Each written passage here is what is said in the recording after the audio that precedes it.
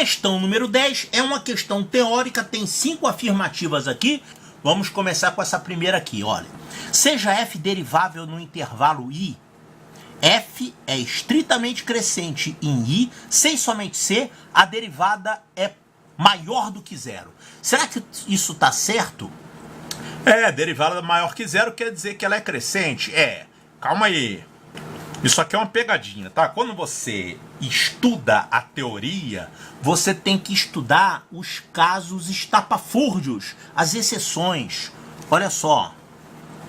Na verdade, não é bem assim. O f', ele não precisa necessariamente ser maior que zero. Ele tem que ser maior que zero quase o tempo todo. E ele admite exceções pontuais onde essa derivada vale zero. Quer ver um exemplo? Eu vou pegar essa função aqui, ó. F de x é igual a x3. De onde tirou isso? Do estudo da teoria. Quando você estuda cálculo, não é só fazer derivar, integrar e tirar limite, não. Tem uma teoria por trás disso, fundamentos de cálculo. E a Escola Naval está cobrando fundamento de cálculo. Então não é só derive isso, derive aquilo. Você tem que saber essa história. Porque quando uma função é derivável, quando que ela é estritamente crescente, decrescente, contínua, tudo isso aí. Olha só. Esse caso aqui que eu vou mostrar, ele mostra que essa afirmativa aqui é falsa. Por quê? Eu vou pegar essa função f de x igual a x ao cubo. Essa função é crescente, né? Ela é crescente toda a vida. X ao cubo vai crescendo sem limite. X ao cubo é assim, ó. Ela cresce toda a vida. Não para de crescer. E aqui no zero ela para de crescer? Ela, na verdade, tem aqui um ponto de inflexão. Pontos de inflexão são meio estranhos. Mas ela não para de crescer, porque antes do zero, essa função é negativa. E depois do zero, essa função é positiva. Então, ela não para de crescer. Ela não para. Ela passa do valor negativo para um valor positivo. Então, ela não parou de crescer, ela foi embora. Agora, a derivada dessa função, quem é a derivada dessa função aqui? É 3x2, tá? É positiva, né? Mas no zero, ela se anula. Ela se anula, mas ela se anula somente no ponto zero. Quer dizer, ela tem um zero pontual na sua derivada. Não é um intervalo em que ela fica parada igual a zero. Se ela ficasse com a derivada zero durante um intervalo maior, a função pararia de crescer durante aquele intervalo. Aí ela não seria estritamente crescente, né?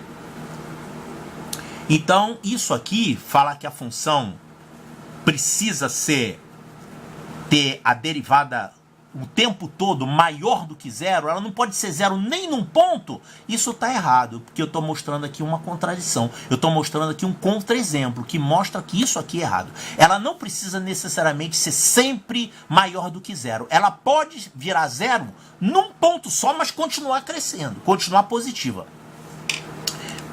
Então, não tem problema. Ela não vai parar de crescer. Então, essa história aqui que ele fala, que tem que ser maior do que zero para ela ser crescente, isso aqui é falso, tá? Porque essa derivada pode parar de ficar positiva num pontinho só. Ela pode zerar num pontinho só. Que aquele pontinho não vai fazer ela parar de crescer. Então, ela admite que tenha um zero nessa derivada. Então, essa primeira afirmativa aqui é falsa, tá? Você tem que conhecer as contradições para resolver esse tipo de problema. Essa outra aqui. Essa função é periódica com período t. O que significa isso? Que f de x é a mesma coisa que f de x mais t. Ou seja, quando você soma t no valor de x, o valor da função é o mesmo. Aquele valor vai se repetindo, né? De t em t. Unidades. Então, o período é t. Então, somar t no x não altera o valor da função. Então, já que não altera, eu vou somar t com esse aqui. Posso somar? Posso. Já que não altera, isso aqui vai ser f de x mais 2t. E você pode somar t quantas vezes você quiser. Porque quando você soma t no valor de x, o valor da função é o mesmo. Ele vai se repetindo. Então você soma t de novo, é igual a f de x mais 3t, etc. Ou seja, isso aqui é igual a f de x mais kt. Então, se você tem que o período é t, o período também pode ser 2t, pode ser 3t, pode ser qualquer inteiro vezes t. Então, se t é período, qualquer número kt é período também. Então, essa 2 é verdadeira. Não é cálculo, mas é funções, né? Tem que saber. Toda função contínua é derivável, tá certo isso? Toda função contínua é derivável? Será que eu posso inventar aqui uma função contínua que não dê para derivar? Coisa mais fácil do mundo. Sabe qual? A função módulo. Ou qualquer função que tenha isso aqui, ó. Essa função aqui, ela é derivável em quase todo lugar, menos nesses pontos aqui. Ela para. Ela tem uma derivada à esquerda, ela tem uma derivada à direita, mas são diferentes. Ou seja, você vai ter um bico na função, tá? Então, ela é contínua nos reais, mas nesse ponto ela não é diferenciável nem nesse ponto, nem nesse ponto, nem nesse ponto. Então, isso que ele falou. Toda função contínua é derivável? Não. Eu estou mostrando aqui uma função que é contínua e não é derivável. Alguns conceitos que a gente tem que lembrar para fazer essa questão. Primeiro, o que é uma função estritamente crescente? Olha, primeiro, o que é uma função crescente?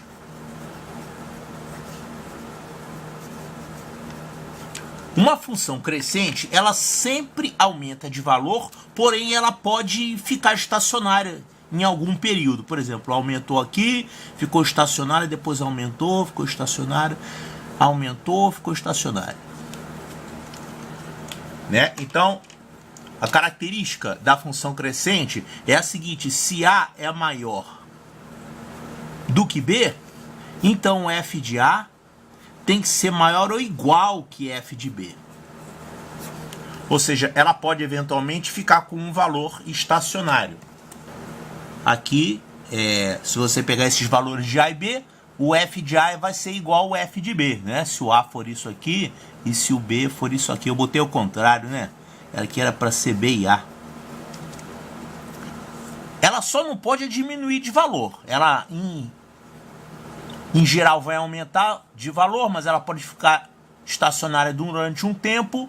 Então ela fica estacionária, quer dizer, faz uma pausa e aumenta, faz uma pausa e aumenta. Ou então aumentar de vez, né? Mas não é necessário que ela vá aumentando sempre. Ela pode, eventualmente, dar uma parada, quer dizer, ficar com um valor constante. Agora, quando você fala que é uma função estritamente crescente, na função estritamente crescente, você não pode ter essas pausas. Ou seja, ela tem que aumentar sempre. Então, se você tiver um A maior do que B, obrigatoriamente o f de A tem que ser maior do que f de B. Essa é a noção de função estritamente crescente. É o que ele falou aqui.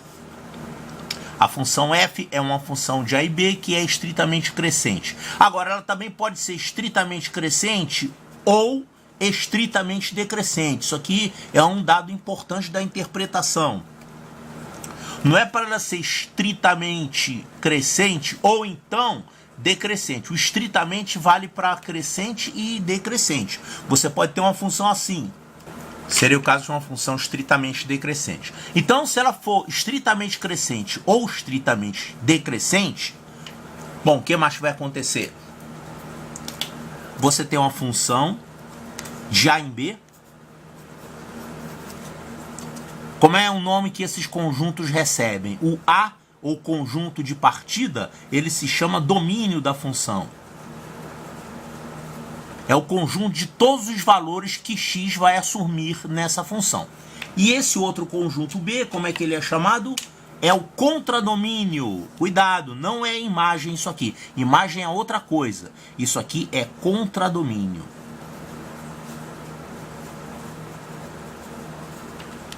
E o que é imagem? São dois conceitos importantes que você tem que ter para não se confundir aqui. Eu vou pegar um intervalo definido aqui, A, do conjunto de partida, e o intervalo aqui,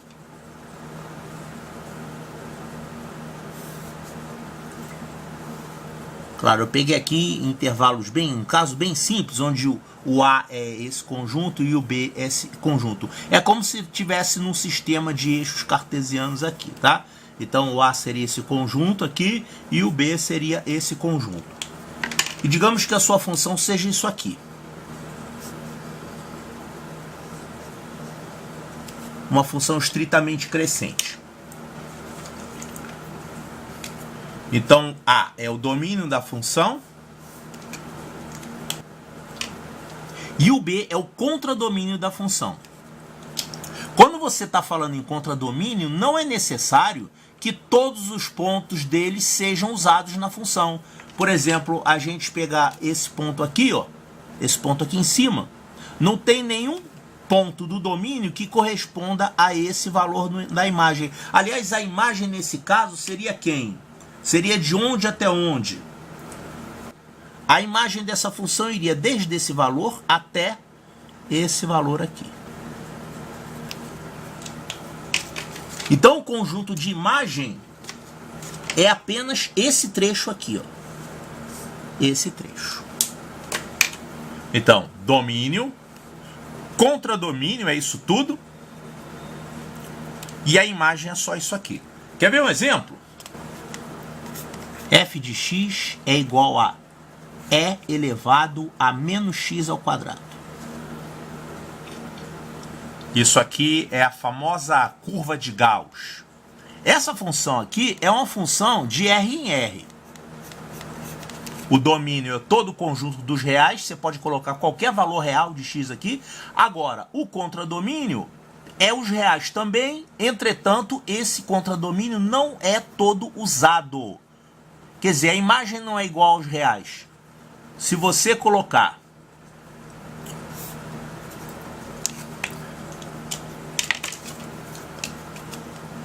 olha, o gráfico dessa função é isso aqui. É a chamada curva de Gauss. Então, domínio é o conjunto dos reais. E a imagem, olha, nunca vai dar negativo, porque isso aqui é uma exponencial. Uma exponencial com expoente real nunca vai dar negativa, né? É sempre positiva. Agora, ela vai ter um valor máximo, que é quando o x vale 0. Quando o x vale 0, isso aqui vai dar E elevado a 0, que é 1. Para valores de x maiores do que 0, aí esse expoente vai aumentar negativamente, né? Mas como ele está invertido, está com sinal negativo, ele vai assumir valores menores do que 1. A mesma coisa vai acontecer quando você tiver o x negativo, né? Ele está elevado ao quadrado, a curva vai ser simétrica. Então você vai ter valores menores. Nesse caso, a imagem dessa função é apenas isso aqui, ó. Então a gente escreveria o seguinte, a imagem, a gente escreve assim, a imagem dessa função f aqui, ela é daqui até aqui, de 0 até 1. De 0 até 1. Só que tem que tomar cuidado uma coisa, 0, intervalo aberto, e aqui no 1 é intervalo fechado. Porque ela atinge esse valor 1 para x igual a 0. Mas o valor 0 não é atingido nunca, porque isso aqui é o limite quando o x vai para o infinito. Ela tende a 0, no mais infinito e no menos infinito, mas ela nunca fica igual a 0. Sempre vai ser maior do que 0. Então, nesse caso aqui, olha, a função é dos reais nos reais. O domínio é todo o conjunto dos reais. Isso aqui, a imagem da função. A imagem é o conjunto dos reais. Mas eu podia ter dito que essa imagem é daqui até aqui só, não precisava pegar os reais todos. A função seria igualzinha, né? Ou se eu não quiser, se eu não tiver preocupado em calcular esse máximo e esse mínimo, eu falo, são números reais na imagem, tá? Eu tô chutando por cima. Agora, se eu quiser a imagem mesmo, descobrir isso aqui, aí normalmente dá mais trabalho. Por isso que eles, quando definem uma função, eles falam quem é um domínio, mas não falam quem é a imagem aqui, que às vezes dá um pouquinho de trabalho de calcular. Que você vai ter que fazer o limite, né, no zero, no infinito, em geral é mais difícil. Mas a imagem da função é apenas esse intervalo de 0 a 1. Isso que é domínio, contradomínio e imagem. O contradomínio é o conjunto dos reais. A imagem é apenas esse conjunto aqui. E quando é que a gente diz que uma função é sobrejetiva? Definição. Função sobrejetiva é aquela quando o contradomínio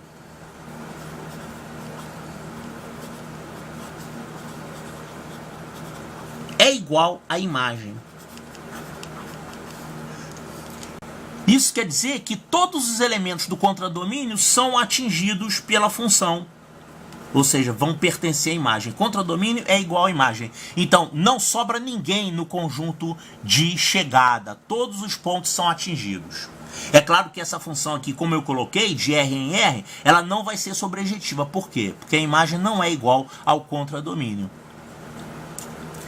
Agora vamos fazer um esboço dessa situação aqui. Eu tenho uma função, vamos trabalhar nos reais.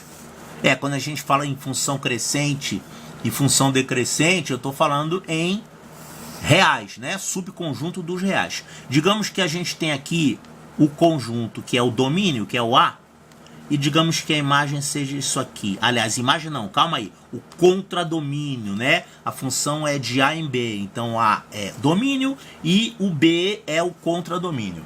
Vamos marcar aqui esses valores limites. O conjunto A e aqui o conjunto B está nessa faixa aqui.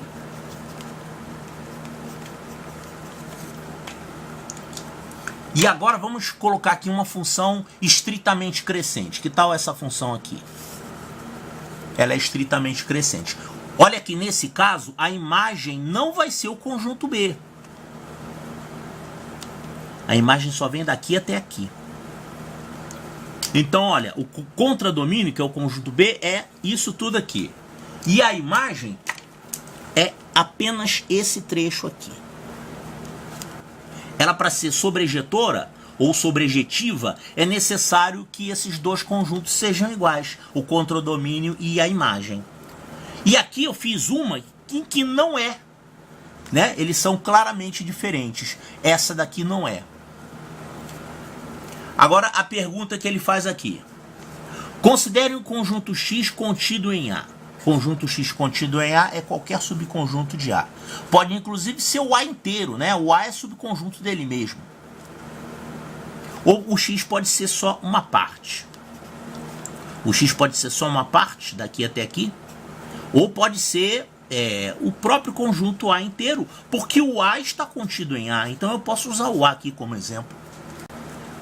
Então, nesse caso, quando eu considero valores de x apenas nesse conjunto x, quer dizer, o x seria o domínio, não seria mais o A. Só se eu pegasse o A igual a A, né? Ela é estritamente crescente. Então, ela vai ser sobrejetiva. Olha, eu vou pegar o próprio A porque fica mais claro para ver. Olha, se eu pego o x sendo o próprio A, quem vai ser a imagem? A imagem é essa mesma parte indicada em amarelo aqui. E quem é o contradomínio? O contradomínio é o próprio conjunto B, eu não mudei isso. A gente sempre superdimensiona o conjunto contradomínio. Então, eu pergunto para vocês, nesse caso, essa função seria sobrejetiva? Ou seja, o contradomínio e a imagem seriam iguais? Claro que não. O contradomínio é essa parte indicada em azul, que é o B, e a imagem é essa parte indicada em amarela, que seria os valores do f de x, né, quando x está variando nesse conjunto A. E se eu pegar um conjunto x menor, né, um subconjunto, nesse caso a função só vai ir daqui até aqui. Porque eu peguei um x menor do que A, né? Sendo assim, a função só vai ter esse pedaço, porque eu restringi os valores de x. né? Eu restringi o tamanho do domínio. Então, se eu pegar os valores possíveis de f para x variando nesse conjunto, os valores possíveis vão daqui até aqui. Quer dizer, a imagem ficou menor ainda, né? Se eu pegando o A inteiro como domínio, ela já não era sobrejetiva, pegando um conjunto domínio menor ainda, ela vai ter uma imagem menor ainda. E o contradomínio é o mesmo, eu não mudei o contradomínio, não é para mudar o contradomínio se mantém. Então, o que vai acontecer aqui? Ela não é sobrejetiva. Não é sobrejetiva.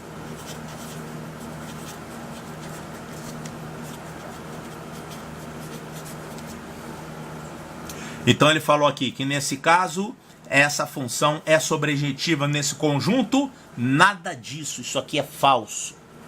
É igualmente falso. E é claro que quando você vai resolvendo essas questões, vale a pena você tentar ver se só com 4 respostas você já consegue matar. Mas nem sempre dá certo isso, né? Você pode ter errado uma aqui. Vamos fazer essa quinta então, para ver se o que está certo. A afirmativa 5 está falando aqui sobre funções continuamente deriváveis. Rapaz, isso aqui é pedreira, hein? Esse assunto não é necessariamente cálculo. Muitos cursos de cálculo não tocam nesses pontos. Isso aqui é estudado num curso de cálculo avançado ou num curso de análise ou fundamento de cálculo, que é a parte, digamos assim, ainda mais matemática do cálculo. A parte mais formal, né? Muitas vezes a gente aprende assim, deriva isso aí, tem essa fórmula para derivar. Isso é cálculo, mas é um cálculo meio chutado, né? Você, para estudar o cálculo mesmo, para valer, você tem que estudar todos os teoremas, e aí você estuda esse tipo de coisa, a função continuamente derivável. O que é uma função continuamente derivável? Uma função continuamente derivável, antes de mais nada, ela precisa ser derivável. Ela tem uma derivada, né? Isso aqui é uma coisa que está implícita. Para a função f ser derivável, ela tem que ser contínua também, né? Função que não é contínua, você não pode derivar. Então, implica, se ela é derivável no intervalo, ela também é contínua nesse intervalo. Mas isso aqui toda função derivável é. Agora, quando a função é continuamente derivável, ela além de ser derivável, a sua derivada é uma outra função contínua. A sua derivada é contínua. Porque isso aqui nem sempre acontece, tá? Às vezes você tem uma função contínua, pode derivar, mas a sua derivada não é contínua. Tá, mas vamos utilizar isso aqui para resolver o problema. Então eu tenho aqui, vamos fazer um rascunho, eu tenho duas funções f e g. F e g. Elas são continuamente derivadas, quer dizer, elas são contínuas e elas são deriváveis. Então ela aqui é contínua, é derivável. Derivável também. Claro, essa aqui G também é contínua e ela é derivável. Ele falou então, ele falou também que elas são continuamente deriváveis, ou seja, as suas derivadas são contínuas. E ele falou ainda isso aqui, ó, f' igual a g, quer dizer, o g é o f'. O g é derivada de f. E ele ainda falou aqui da função f duas linhas. F duas linhas é igual a menos f. Caramba! Então calma aí. Então ele deu isso aqui, ó. F e g são continuamente deriváveis. O g é a derivada do f. E a segunda derivada do f é igual a menos f. E aí ele pediu para você considerar essa função aqui. H é igual a f de x ao quadrado mais g de x ao quadrado. E aí ele saiu com essa afirmativa aqui. Se h de 0 vale 5, então h de 10 também vale 5. Poxa vida, vamos então arrumar isso aqui. Eu tenho a função f. Claro que você, para poder derivar ela tem que ser, antes de mais nada, contínua.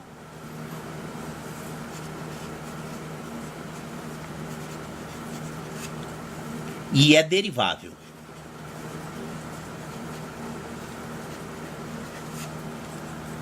E a função g também, claro.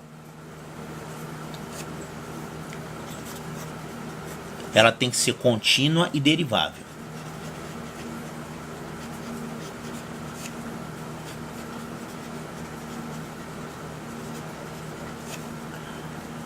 Por que eu posso afirmar que g é contínua? Porque o g é a derivada do f. E se elas são continuamente deriváveis, quer dizer que a derivada do f é uma função contínua. Legal. Por isso que eu concluo que g é uma função contínua. Agora, ele também fala que g é continuamente diferenciável. Bom, se ela é diferenciável, eu posso achar a derivada dela, né?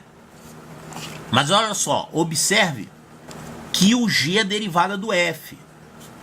F' igual a g. O g' vai ser quem?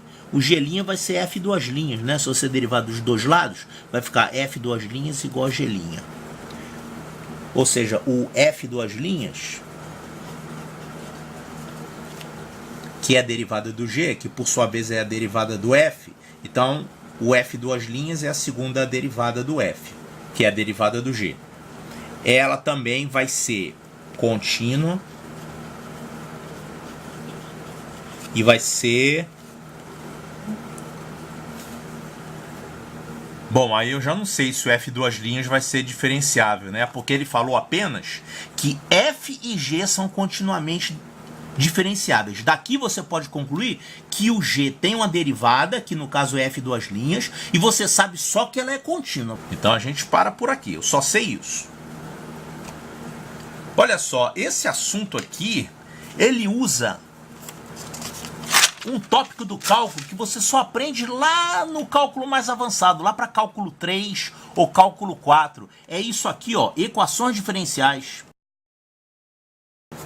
Claro que dá para resolver só sabendo um cálculo básico, tá? Mas de modo geral, esse tipo de equação aqui, f duas linhas de x é igual a menos f de x, isso aqui é uma equação diferencial de segunda ordem, tá? Que eu nem sonho em usar isso aqui na resolução desse problema, tá? Eu vou mostrar um jeito, digamos assim, acochambrado de resolver uma equação diferencial como essa. Olha só, qual é a função cuja segunda derivada é ela própria com sinal trocado? Você vai fazer por inspeção, hein? Que é a função que você deriva ela duas vezes e ela apenas troca de sinal. É isso que ele está dizendo aqui, né? Você derivou uma função duas vezes, ela ficou igualzinha ao original, apenas troca de sinal. Quem é essa função? Essa função é essa aqui, por exemplo. Seno de x. Se você pegar o seno e derivar, f' de x, vai ficar, derivado do seno é cosseno. Deriva novamente, o f duas linhas de x vai ficar quanto? Quanto é a derivada do cosseno? É menos seno. Ah, então eu posso dizer que o f de x é o seno de x? Na verdade, não.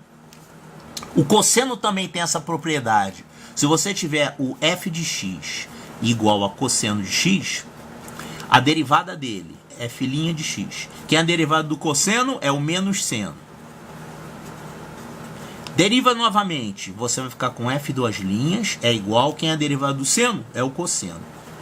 Ah, então, a função cosseno de x também atende a essa propriedade aqui. A segunda derivada dela é a própria função com o sinal trocado. E então a função f duas linhas ela tem que ser ou seno ou cosseno. Na verdade, ela tem que ser uma combinação linear dessas duas. É uma solução. Olha aqui, ó. F de x é a seno x mais b cosseno de x. Essa função aqui, a seno x mais b cosseno x, é uma função que atende a isso aqui.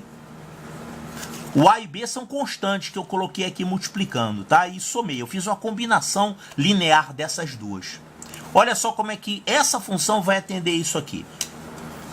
Claro, isso aqui eu fiz por inspeção e eu tive condições de fazer porque eu já vi equações diferenciais bem mais complicadas do que essa. Mas quando você está estudando cálculo 1, que é o nível da prova da escola naval, você em alguma hora vai ver que a derivada do seno é o cosseno, e se você derivar novamente vai acontecer isso aqui, né?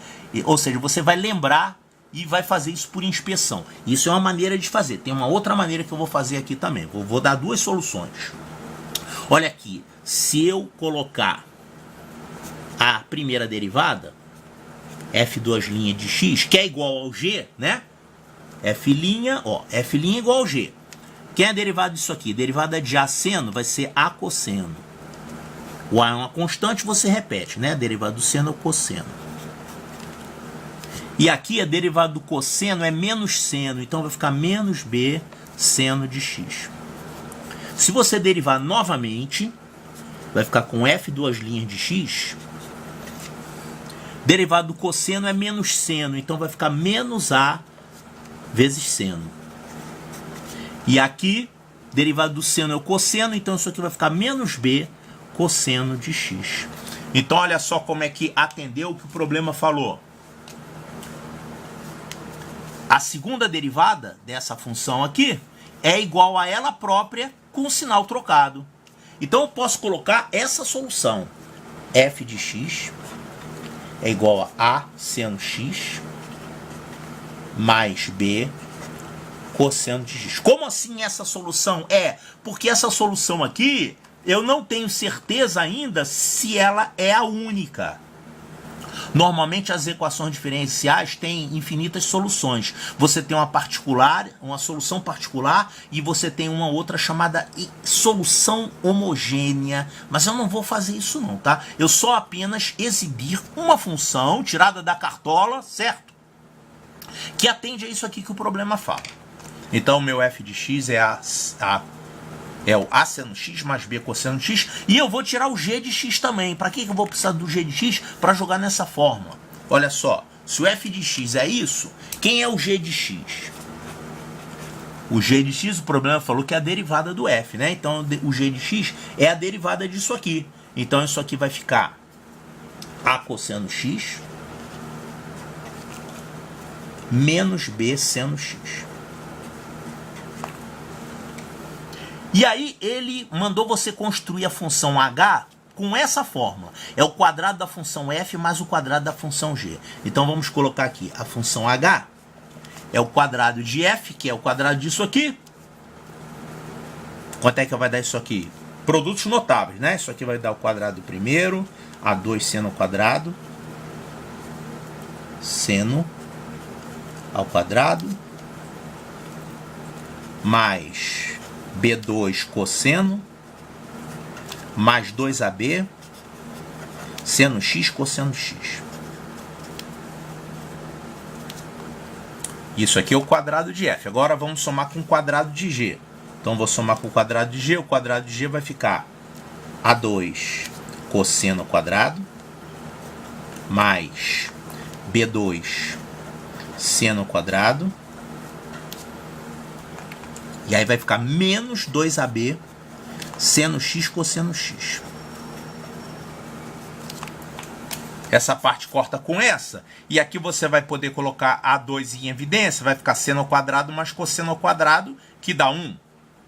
E aqui você pode colocar B2 em evidência. Vai ficar seno ao quadrado mais cosseno ao quadrado, que dá 1. Então o h de x é A2 mais B2.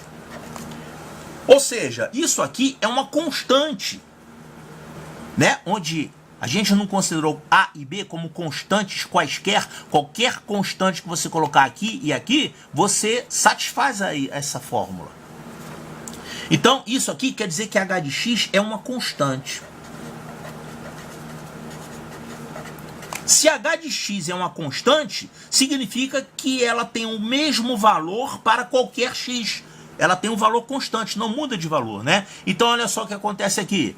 Se o h de 0 vale 5, o h de 10 também tem que valer 5, porque ela é uma função constante. Então, isso aqui está corretíssimo, é verdade. Agora, tem uma outra forma de você resolver isso aqui, tá? A partir dessa fórmula aqui sem usar essa história de seno e cosseno. Digamos que você não sabe, não percebeu que o f pode ser um seno ou um cosseno. Eu vou fazer nesse espacinho aqui. Olha, é uma solução até mais elegante do que essa que eu mostrei aqui. Eu só mostrei que eu queria aproveitar para mostrar um tópico que pode aparecer em outras provas, né? Mas para fazer da forma mais simples, a gente pode fazer o seguinte, ó. A gente parte dessa relação aqui. F de x ao quadrado mais g de x ao quadrado é igual à função h. Vamos derivar todo mundo. Derivar o primeiro membro e derivar o segundo membro. Isso aqui vai ficar... Quem é a derivada disso aqui? A derivada de f de x ao quadrado, a gente faz uma função ao quadrado, derivando vai ficar 2 vezes o f de x. E aí eu vou ter que multiplicar pela derivada disso aqui, regra da cadeia. 2f vezes f'. A mesma coisa aqui. Então a derivada de g de x ao quadrado vai ficar 2 vezes g de x vezes g'.